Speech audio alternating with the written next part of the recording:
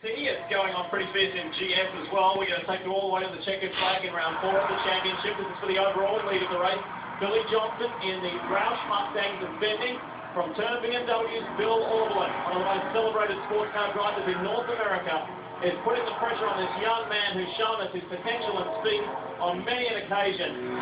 He wants to drive this Roush Mustang to victory lane. In ST, it's Ryan Eversley in this orange 360 Honda, and fighting the inside racing BMW of Nico Ronde, and these two have been swapping positions lap after lap. Oh, they have. They've been going side by side on numerous corners, keeping it clean so far, but I think when the time starts to dwindle down a little bit, when they may start to trade some paint, goes to get that win today. Well, I know that's the third lap of doing this sort of side-by-side through every corner deal. So far it's clean, like you said.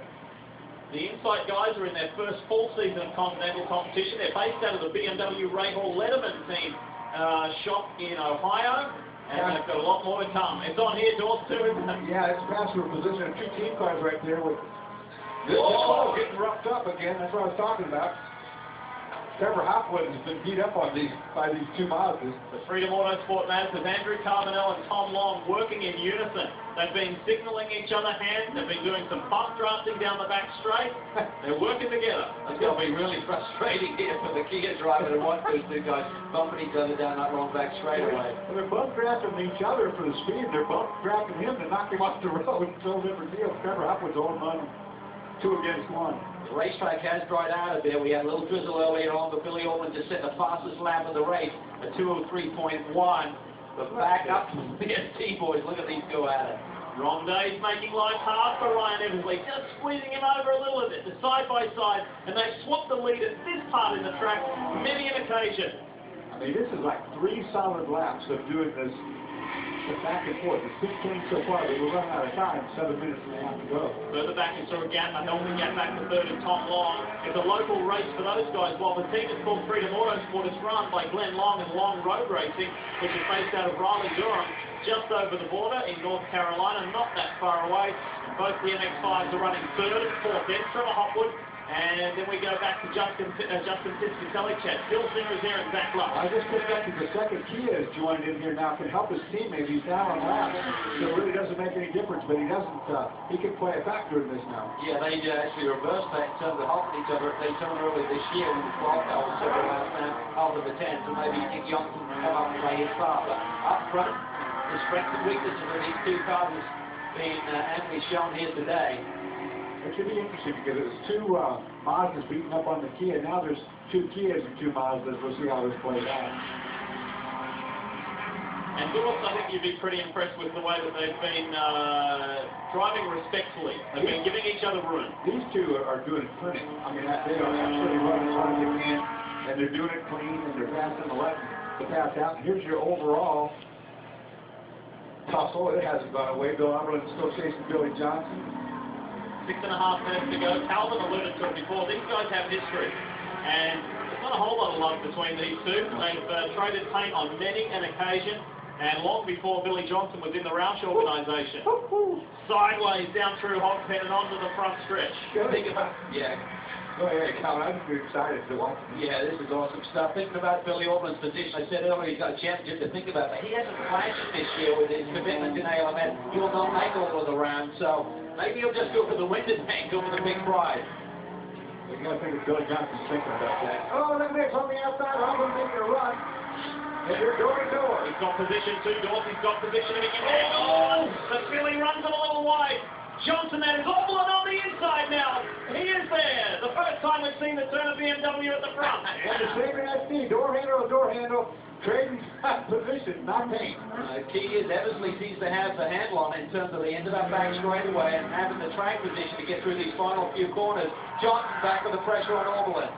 Switching between the classes, it is so tight, and positional changes all the time. There's a gap back to Terry Borcella, then Espenlaub, Joey Hand is top 5. Brian Steller's a good drive for Kinetic. Then Guy Cosmo, Eric Curran has surged at the end of this race to 8.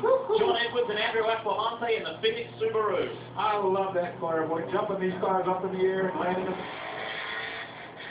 Here we go again. These guys are working each other out. Where are the strengths? Where are the weaknesses?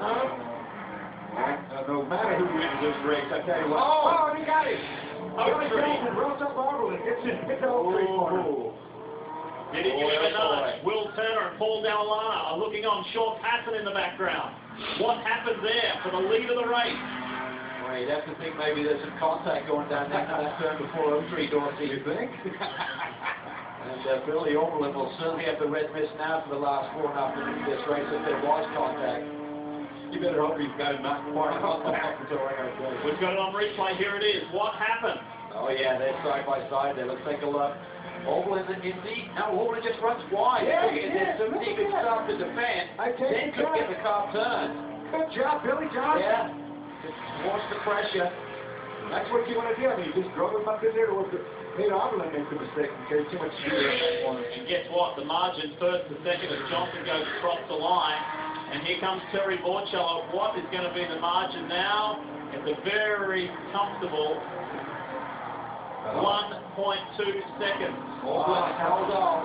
Espen will have to hang on to that third position. We're hearing white flag next time by. Oberlin has 11.5 to respond. And lap traffic played into this. No doubt Billy Johnson got a big break right there. The BMW's held up by passing other cars. They whip by the 92, which is a brand new Honda Coupe for Haas. John Schmidt and the guys there doing a nice job. They put that car together in very quick time. Look forward to seeing that a lot more throughout the season. It's still on pretty frantic at the front in GS, and we go back to ST. Tom Long and Andrew Carbonell are still third and fourth. It's all about these two guys, these two teams. I was going to say, it really doesn't make any difference which of these two teams or drivers win. Two of these guys are going to hunt each other. They get put on next way of a race in a good battle. They have a lot of respect, obviously, for one another. There's 3 minutes to go, Dorsey. I'm not sure they're going to be hitting each other yet. They would claim they will, but I'll tell you what, Nico Ronde recognized that Eversley has always led them across the line for the last handful of laps. He needs to change that somehow. Terry Borcello, who is co-driving with co-team owner at Line Mark Bowden in this race. Here it is. Different camera angle between Roush and Turner. And there wasn't contact there, but I think there might have been a little nudge further back in between turns 10 and 11. Yeah, but I don't think that created the problem. That was much earlier in the sequence, and you couldn't really blame that on Johnson in terms of Oberlin going off the road. It was just good hard racing. Bill Oberlin was defending, took it in there so deep. It's a little greasy on the outside of the racetrack. It has been drizzling a little bit, and it's off the racing line. He didn't have the good return. You know, with a lesser driver, that would have been a spin. It was a mistake made, but Oberlin's too good for that. He realized he was in trouble. He just rode it out. He didn't count it. White flag this time by for Billy Johnson. The Roush Performance team has not won since New Jersey Motorsports Park last year.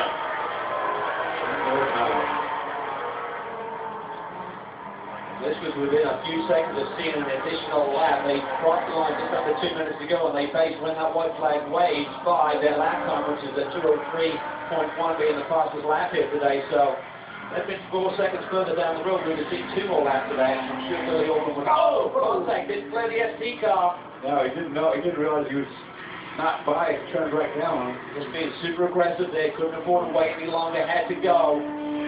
That 30 Mazda Speed 3 is a brand new car for iMoto with Glenn Bacchino behind the wheel. I give a shout out to the CKS Camaro team. They're doing a nice job. Eric Curran is up to 7th now, and the second car with Tony Rivera behind the wheel is in 12th. So to have both those cars in the top 12, that's a nice effort. Very nice effort. Look at that. Beautiful. Just floats it through there. Yeah, that is just Halfway inside of the car will just ride those curves, and you got the shock package right. Billy Johnson impressed the Roush organisation and Jack Roush Sr. so much that they gave him his NASCAR Nationwide Series debut last year at Watkins Glen International. He qualified reasonably well. He was standing in for Ricky Stenhouse Jr. as Borcello lights it up out of the Oaktree turn. Unfortunately, the race did not go Billy's way. He got caught up in a massive pile-up. But nonetheless, he did himself and his reputation and his future very nicely. Look at Terry Borcello really working to try to get around Oberlin. Over Borcello. The traffic there. Oberlin forces to the middle of the road. He couldn't afford to get picked there by the ST car. Takes seconds, but didn't make that right point again. Here comes Borcello. Billy Oberlin lost the GT lead in the Rolex race there last year in that very corner to Andy Lally. He knows you can get taken advantage of and roughed up. True Hawk pin for the final time, and the BMW Mustang domination of this championship and this track continues. Roush Performance go to victory lane at VIR with Billy Johnson and Jack Roush Jr. What a fine performance. A hard drive, and they weren't at the front the entire way. There's Jack Jr. Well done. Very well done. Now, what about our SP boys? That's the widest they've been all day. Ryan Eversley looking at back-to-back victories. Let's not count Nico Rondeau, but just give him that inside BMW as they head up to the Oak Tree for the final time. They didn't qualify well, but we spoke to Carl Thompson in the race today, and he also told me, he said, I think we certainly have a podium car. I bet he wasn't thinking about a win, but here we go, half a lap to go. If Ryan can hang on, it will be his second Continental Series victory. Both of them coming here at Virginia International Raceway. Nico got a better run out of the Oak Tree corner, but we'll see down here how aggressive it will be. I don't think it's going to be enough, though. New teams don't pop up and go straight to the front all that often. Keep an eye out for Insight Racing. I think they've got something very special in 2011. A great team. They got Steve Dinan helping them out with the engineering, so good quality group. Great to see them in the paddock, putting on some strong performances. The teammates are fighting, and they are Tom Long and Andrew Carbonell. We ride with Andrew, looking at the 25 of Tom Long, final lap, and which of these Freedom Autosport Mazdas will get on the podium? It doesn't matter, because Compass 360 are back in victory lane. Back-to-back years at VIR for Ryan Eversley. Different cover driver, but the orange Compass 360 back in victory lane, and Andrew Carbonell stole it from Tom Long on the line. Wow, I saw Long get a little bit sideways there coming out of hot pen. Probably cost him a little bit of exit speed, and Andrew took advantage. Great race. Well, hats off to those guys. That was a great show. Wasn't it? It was punctuated by 5 or 6 caution periods, but in the end we had a great race to the line. We'll hear from the winners when we come back. Wednesday, back-to-back car warriors. That's